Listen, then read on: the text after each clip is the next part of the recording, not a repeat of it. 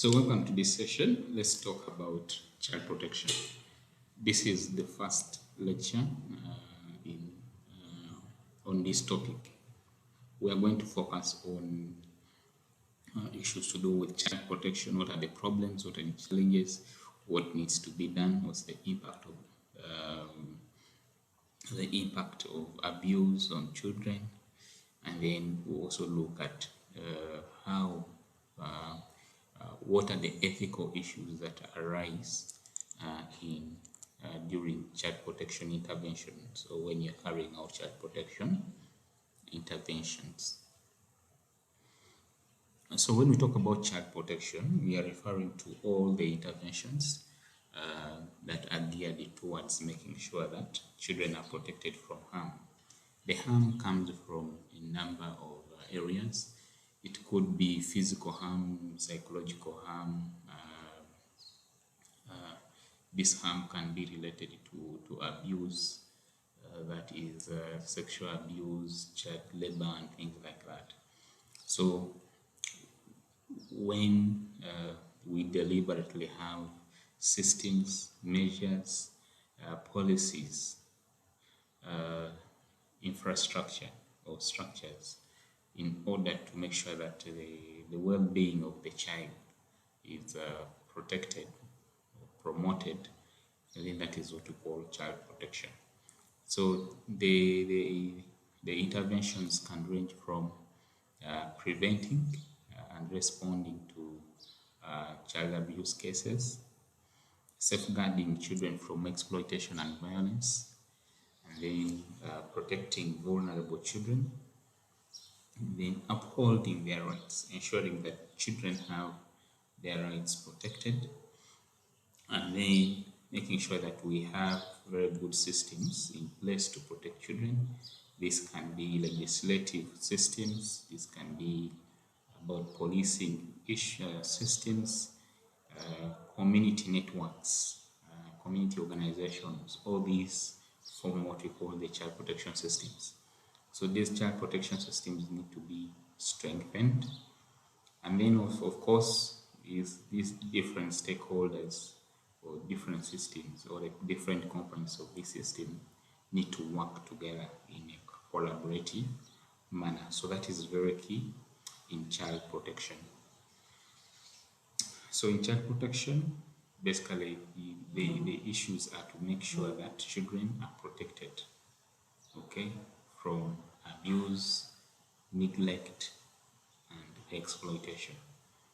And we do this through making sure that we have enough policies that safeguard the rights of children and ensure their safety.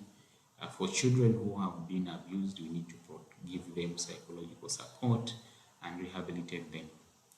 Okay, we also need to make sure that we have the laws and policies to safeguard these children.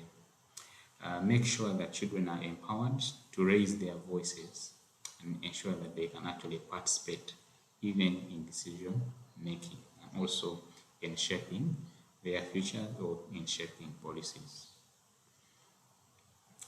So South Sudan currently is in what you can term as a humanitarian context, where you have breakdown of systems. The systems are actually weak because of the conflict that has been the conflicts of 2013 and the conflicts of 2016, okay, and then the intercommunal conflicts, and then the humanitarian situations where we have floods, where we have communal fighting, castle rustling, and all this.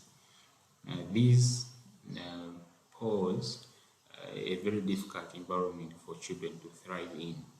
Okay, so it is very important that we actually protect children in this context. Okay, the issues of child protection in crisis are very, very pertinent. Okay, so I still repeat myself that in a humanitarian context, we have children who are being raped, who are being abducted, children who are whose parents have died during the war, We have children who are being trafficked to neighboring countries. We have children who are being forced into labor, forced into marriage, and there are those that have been separated from their parents. So we have a multitude of problems concerning children in our context. So the abuse that children have, whether it is physical or psychological, it will have an impact on them.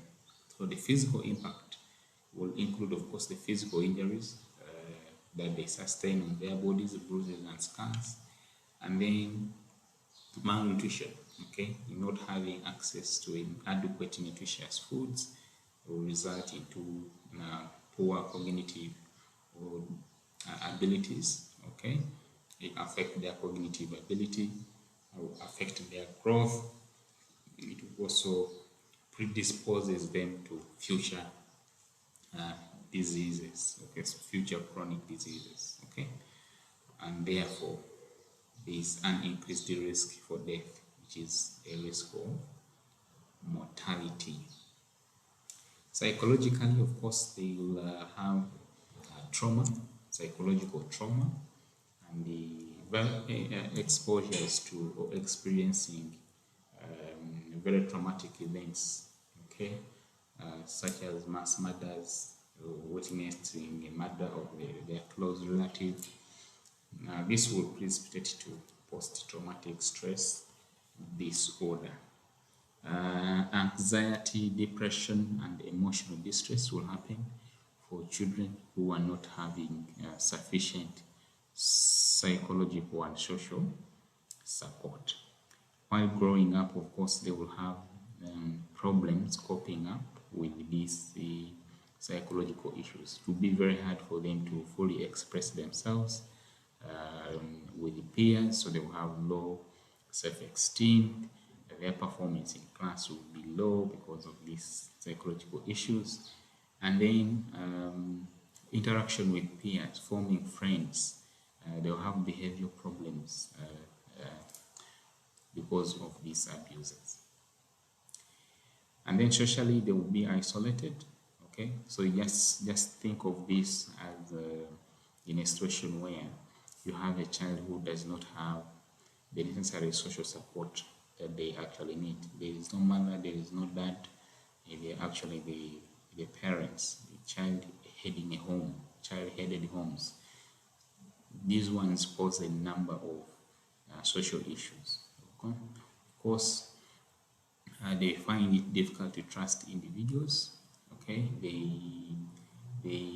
cannot form and maintain relationships. They can withdraw.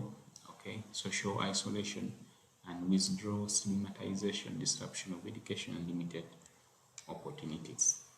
Okay, so social support is actually very important when you are in a situation where perhaps you have lost your relatives, your loved ones, and then you are prone to a number of abuses that will have a lot of impact on you.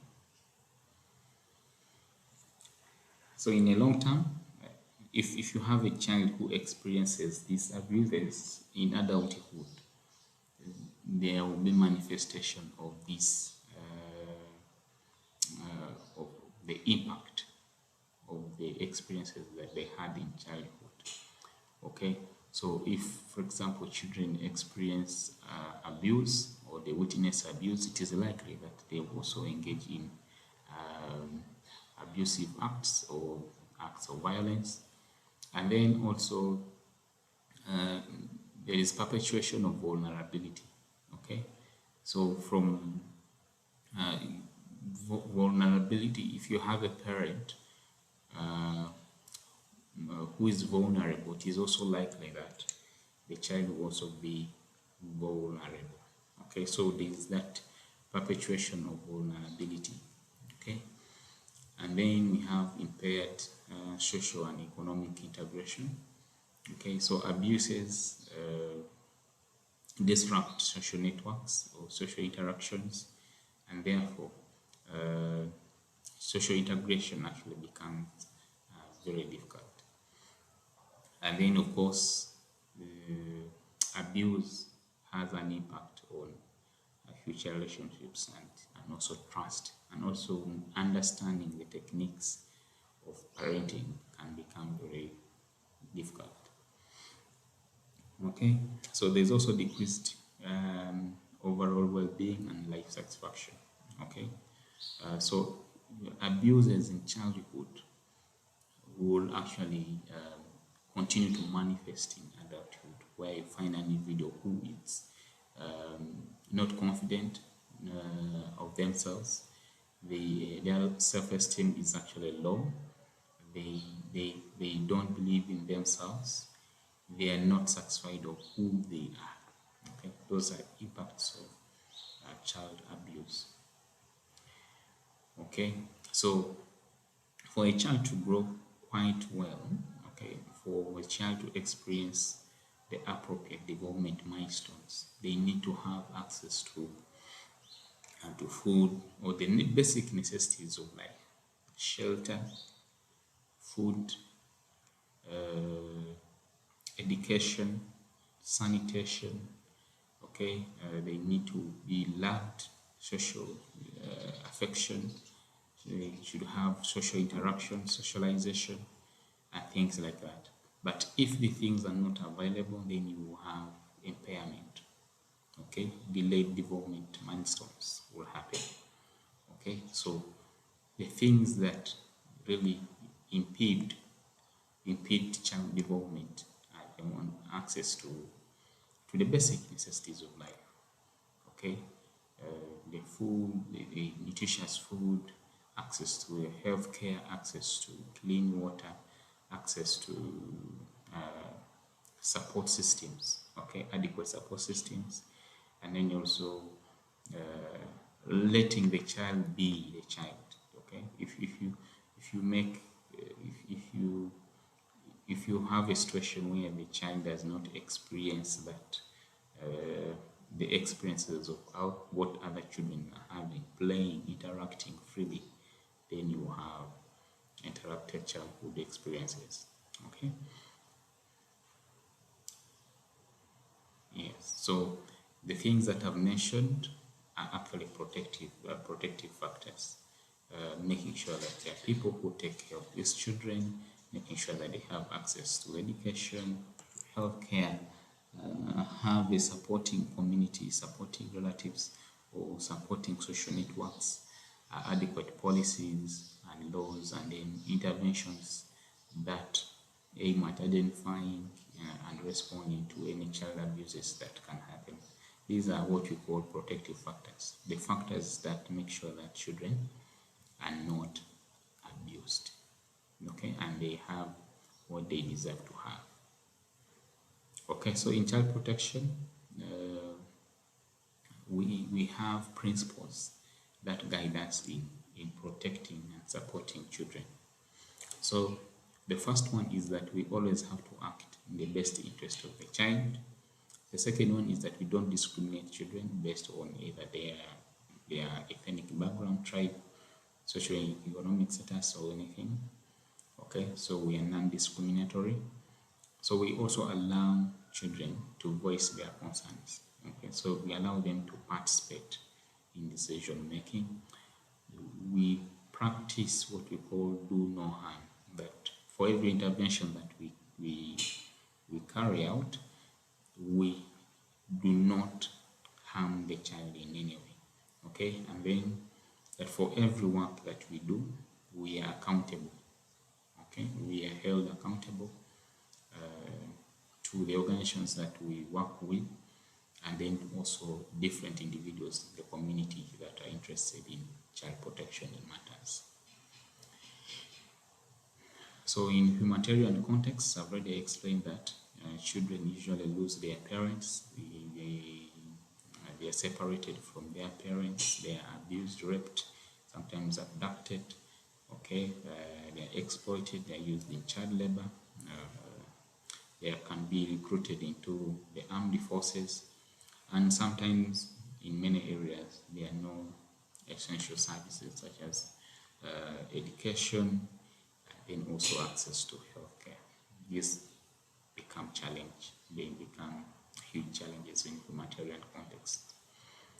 So because of the conflict, some of these the support systems for protecting children are actually down. Okay, and as a result, it is very important that we really address the problems to do with the recruitment of child soldiers, to do with gender-based violence, the rape, defilement, separation from parents, forced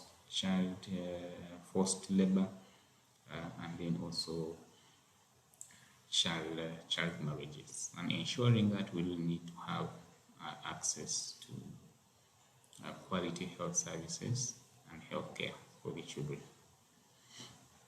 So what do we need to do to address those problems?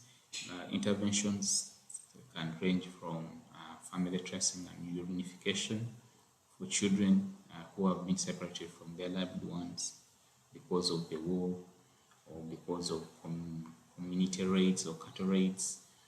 They need to be, the parents need to be traced and reunited with their children. And then for children who have experienced trauma, they need to be rehabilitated. They need to be counseled. Okay, so they need to provide psychosocial support. And then you also need to create child-friendly spaces. This one involves creating spaces where children can play and interact with others. And this also provides an opportunity to provide psychological support, informal education, and recreational activities. And then also the other intervention is to make sure that children are not recruited into the armed forces. So they need to do advocacy, support demobilization, rehabilitation, integration of former child soldiers. Okay, so it is also very important to create awareness, to educate communities about the consequences of child recruitment into the armed forces. And then strengthen the existing child protection systems. Okay, the child protection systems include the social workers, the police, the community leaders. These are very important, including the courts of law and others. They are very important in protecting children. So they need to be empowered to make sure that they can actually do their work. And then ensuring that there is access to quality education and healthcare. Okay, children who actually go to school, who have access to education, actually this increases the support, or they are protected actually from abuses that they could get if they are not in schools. It's very important to build partnerships and collaborations because we have a number of organizations that are involved in child protection. So it is very important to work together in a collaborative way to address the issues that affect children in the country. So when working with the children, there are ethical principles that need to be followed, that they help in guiding our actions. And often, it is likely that you get into what you call ethical dilemmas, a situation where you have conflicting, you have ethical principles conflicting with one another. So what are those principles? One is confidentiality, which is that in your work as a child protection officer or manager or case manager, or as a social worker, you will have access to information because of your position. This information should be kept confidential. So you need to safeguard this sensitive information such that there is no access to it. Okay? However, there are often challenges to do with making sure that you keep this information confidential, yet you may actually need to reveal some of this information to protect the child.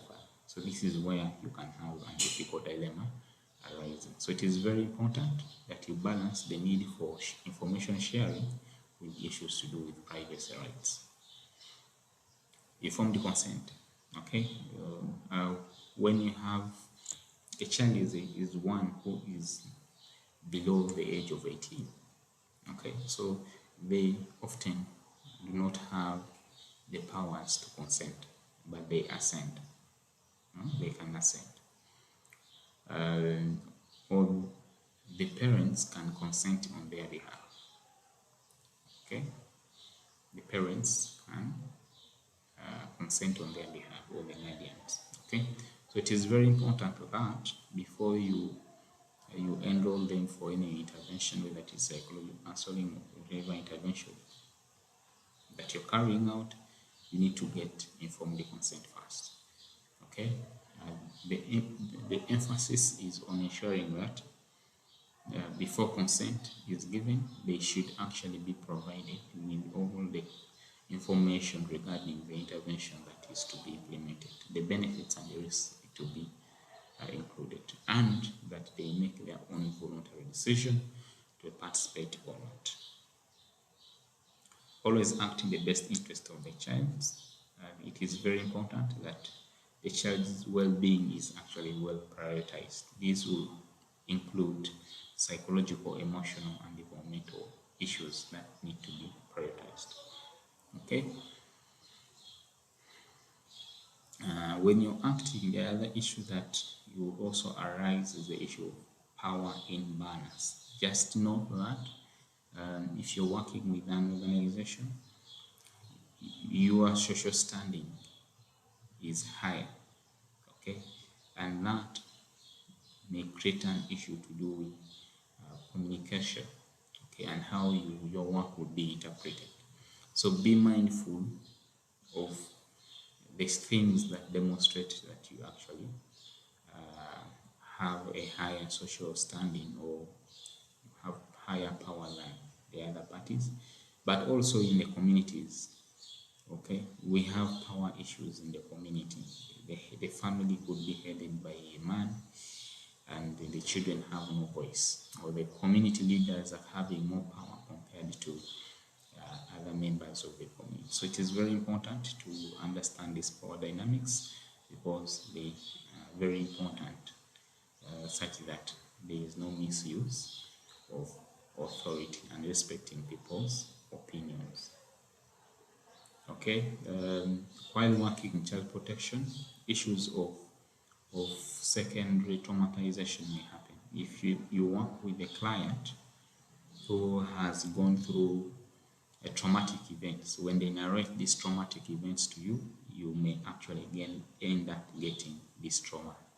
This is what we are referring to as secondary traumatization. So it is very important that you take precautions in handling these cases. Okay, so always ensure that you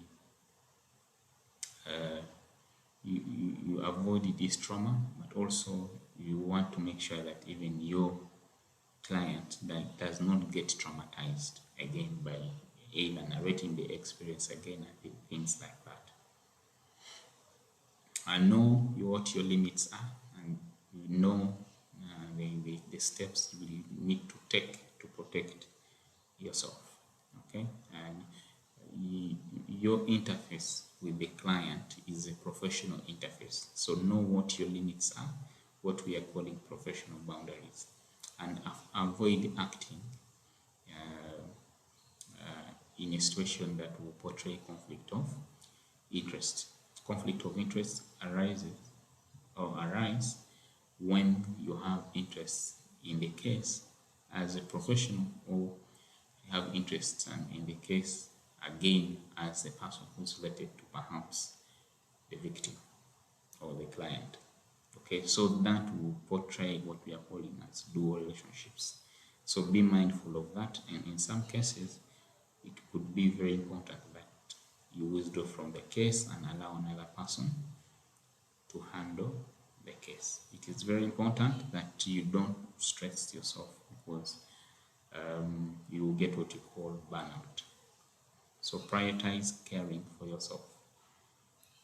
Okay, that's very, very key. Ensure that you continue learning about the best practices, the latest evidence in child protection. Seek for adequate supervision, okay, like that. Your supervisor can actually guide you in situations where you face ethical dilemmas. Reflection is very important. When you handle a case, you may need to sit down and reflect on the case and see if you really handled it well, and in future, if you find that case again, what do you really need to do? Okay, so that is the part of reflection. So in this presentation, we have looked at the fact that child protection is an important issue, and the South Sudan, being a country in a humanitarian context, has a lot of child protection issues that need to be addressed. And we have also looked at the different ways in which we can address some of these child protection issues. And then we concluded by looking at the ethical issues that can arise in handling child protection matters. Thank you.